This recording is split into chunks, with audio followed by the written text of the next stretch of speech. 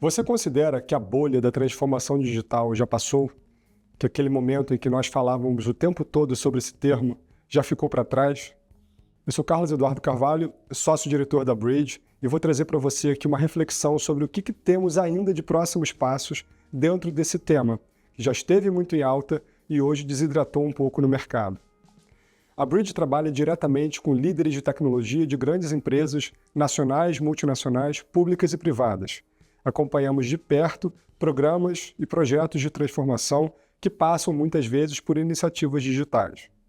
Recentemente fizemos uma consolidação desses trabalhos, desses números, desses projetos e cruzamos esses resultados com outras pesquisas, por exemplo, como uma conduzida pelo Gartner, que avalia que no Brasil, pelo menos 60% dos CIOs afirma não ter tido sucesso com programas que começaram sendo chamados de programas de transformação digital. O nosso olhar crítico vai trazer para vocês agora 3 reflexões que podem ajudar você a conduzir uma reflexão mais importante ainda no seu planejamento estratégico para 2025.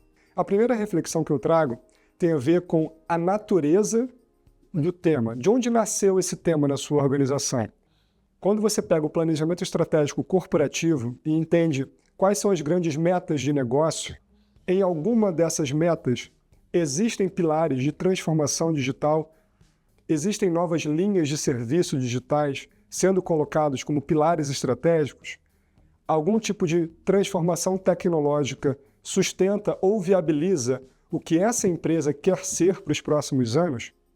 Se a resposta é não, se a transformação digital virou ou acabou sendo um tema de nascimento da própria área de tecnologia ou de uma área digital, sem muito vínculo com a estratégia, sem vínculo com esses objetivos organizacionais que vão nortear o futuro da empresa, esses casos perderam muita força e, na prática, o que a gente identificou e continua identificando são ações pontuais de digitalização de operações, mas não em si um programa de transformação. Quando lá atrás falávamos com mais intensidade de transformação digital, existia uma premissa, um pilar central, que era a captura de valor de novas fontes de receita, EBITDA, lucro, base de cliente, NPS, a partir de meios digitais. Depois desse tempo, desses últimos 4, 5 anos, muitos desses projetos não entregaram isso. Muitos projetos, inclusive, não foram concluídos, não entregaram nada. E aqueles que entregaram, muitos deles ficaram no cunho da eficiência operacional, de um ganho de performance de um processo, num ganho de controle, mas não alteraram a estrutura do DRE, do balanço, da estrutura financeira da empresa para bem, que era o esperado pelos executivos e conselheiros quando a gente fala ou falava de transformação digital. Então, para frente, gente, o que tem ainda de espaço são aquelas empresas que têm, dentro do seu planejamento estratégico, um norte muito claro do uso de tecnologia como parte da sua cadeia central de valor. Organizações que têm na tecnologia a geração de valor para seu cliente final, como seu serviço principal, ou como serviço secundário, ou como serviços complementares aos produtos físicos que são produzidos por essa empresa. Se você trabalha numa empresa que transformação digital não está na discussão central estratégica, esse termo já morreu. A sua empresa não vai se transformar, ela não quer se transformar digitalmente. Você tem espaço para outras temáticas de digitalização, de automação de processos, que estão uma camada abaixo, né, do potencial de geração de valor. Então, em suma, esse primeiro ponto, a gente viu uma desidratação muito grande do tema, porque nem toda empresa quer, planeja ou vai conseguir se tornar uma empresa digital ou trazer digital para dentro do seu core business.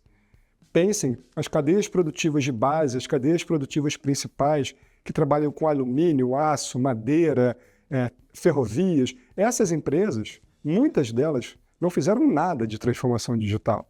Elas sim avançaram ao seu amadurecimento tecnológico, porém sem alterar a sua estrutura financeira. Segundo ponto, acesso a recursos extremamente escassos. Eu provoco você a fazer uma reflexão muito séria e madura se a sua empresa é uma empresa que consegue atrair os melhores talentos de tecnologia.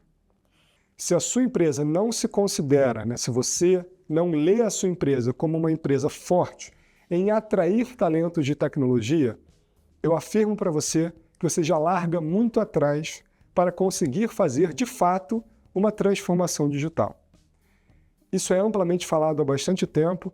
Os recursos seniores, especialistas de tecnologia, de nuvem, de segurança, de arquitetura, de uma série de códigos, de uma série de linguagens, de dados, esses profissionais são escassos. Eles não existem aos montes disponíveis para trabalhar em todas as empresas. Se a sua empresa tem cultura old school, cultura antiga, se você não é uma empresa que os talentos de TI, de tech querem trabalhar, você está muito atrás nessa disputa para fazer uma transformação digital. E aí cabe a você uma segunda via, uma segunda avenida, que é a avenida de contratar os serviços de fora, uma vez que você não tenha capacidade, não esteja conseguindo trazer as pessoas de dentro, a avenida de contratação de fora.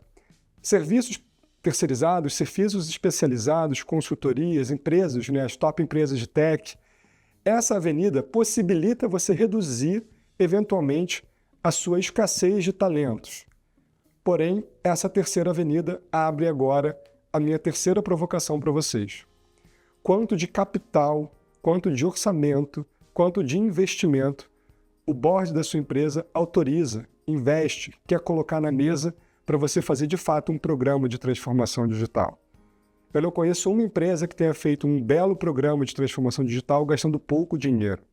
As cifras são muito altas quando você fala de uma transformação em nuvem, quando você fala de uma empresa que vai se orientar a dados, não só no discurso, mas na prática, vai trabalhar fortemente com inteligência artificial.